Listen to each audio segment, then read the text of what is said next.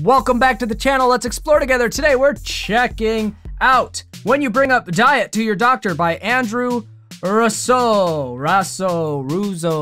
I've seen a few of this dude's skits. They're usually shorts, like TikTok and YouTube short style things.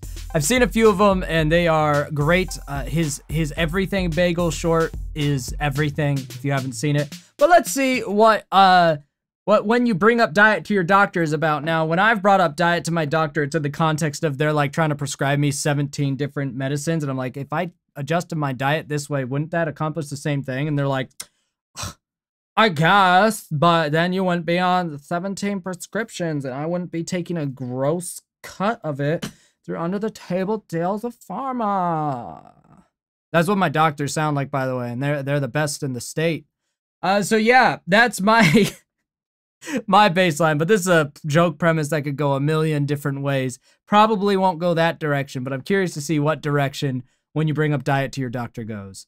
Here we go. Okay, blah, blah, blah, fuck. Yeah, Doc, I mean, I really just want to get better. Shut up, I'm not listening. What do you want to do here? Okay, we're going to be super aggressive and invasive. You want to go aggressive? First things first, 2 scopes. Essentially 2 robotic mechanical dicks inside your body, mouth, anus. So you want to go through both ways. Meeting in the middle. At the same time, and they kiss. Does that hurt? And do a little dance inside your belly button. All kinds of procedures. Cutting will be involved. How many cuts do you want to do? We can do some drugs, but there's some side effects. What kind of drugs? You're gonna grow an arm through your belly button. Okay. He might be going the way that I'm thinking, actually. Where he's like, what if I just have a better diet and the doctor, like, wants to murder you at that point? It'll be fine though. Maybe I'm crazy. Any chance you're interested in, like, my diet? Diet? Who gives a fuck about diet? I didn't think so. Come on, dog. Like routine or lifestyle choices I have. Let's say it does matter, which it does, and I'm lying. How am I gonna make any fucking money with that bullshit? Well, it went exactly the way that I thought it would go. Well, actually, I didn't think it would go that way, but it went exactly the way that it's gone in my actual life. So, relatable content, I suppose. We'll get a thumbnail with him going, I'm silly. Ugh. Well, we'll move him over for this one. Silly me. Bringing up diet. Ugh. Who does that? It's not like diet and exercise and lifestyle choices are probably the most important things you could do to your health, aside from just wish that you had better freaking genealogy and DNA. Nah. I'm silly. I'm a silly goose. You're just a big silly goose. You're just in a silly, goofy mood, aren't you? I was trying to think of, like, other options. Is this some kind of anti-vax bullshit? Not in the slightest, but thank you for bringing that up. We're gonna bring up, like, essential oils or some bullshit? I read somewhere some, like, old Greek Roman motherfucker was like, you know, let food be thy medicine, medicine be thy food, and I guess, bro, I don't make any money when you're healthy. What was that, hippopotamus oath? Hippopotamus oath? That doesn't apply anymore. Well, he left out the thing about profits. You have the bedside manner of a frazzled barracuda. Go smoke a marijuana spliff, you fucking cuck. I hope you bring every kind of trick and gadget and just full court blitzkrieg my immune system. I'm gonna break them all out for you. I love the... Bro, yeah. Antibiotics for everyone, even though all research shows they should be a last... Bro, there are things that you shouldn't monetize in certain ways, and healthcare is one of them. You know, healthcare ought to be more like public roads, public schools, public hospitals. A lot of people will argue, well, that's how we get advances in healthcare, is capitalism. Well, I mean, that would be true if it was true in healthcare, but it's not usually where that money goes.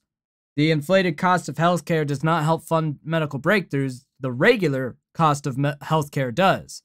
The inflated portion that the U.S. suffers through goes back into the pockets of very wealthy individuals, not into intensive research. And those individuals do not put as much money as you would like to imagine into research and development. And the pharmacy companies that do, you know, the races to the best new vaccines and stuff, and then mark it up at like a 500 million% thing and claim it's to, you know, return on our investment so we can continue to research as aggressively. Well, they could do the same aggressive research and have every owner of the company still be multimillionaires and cut the costs by like 90% or more.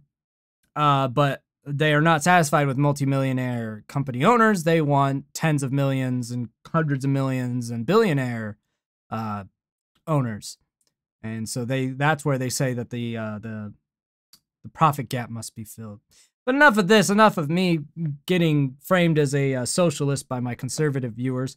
All this to say, yeah, the U.S. healthcare system is an embarrassment, and it's ranked very low globally for considering the U.S. being a first world country.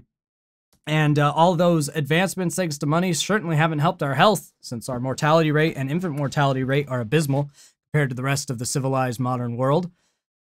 Probably has to do with the fact that our doctors prescribe us a bunch of drugs instead of telling us to make lifestyle changes because they're paid extra money to prescribe us a bunch of drugs. Funny how that works. Trick and gadget and just full court blitzkrieg my immune system. I'm gonna break them all out for you. I love the United States healthcare system. Just let me do all the crazy medieval shit I want to do to your body and just like, you know, accept it. So like diet, nutrition, lifestyle choices, all totally irrelevant to my healing. Totally irrelevant. Patient 17 died under my care. If only he had had better diet and lifestyle choices. Not my fault. That's lunch. Yep, because then they'll blame your dying or patient's lack of health on that, even though they never encourage that health during a visit. Well, you know, unfortunately predictable sadness. Until we explore again, I'll see you next time.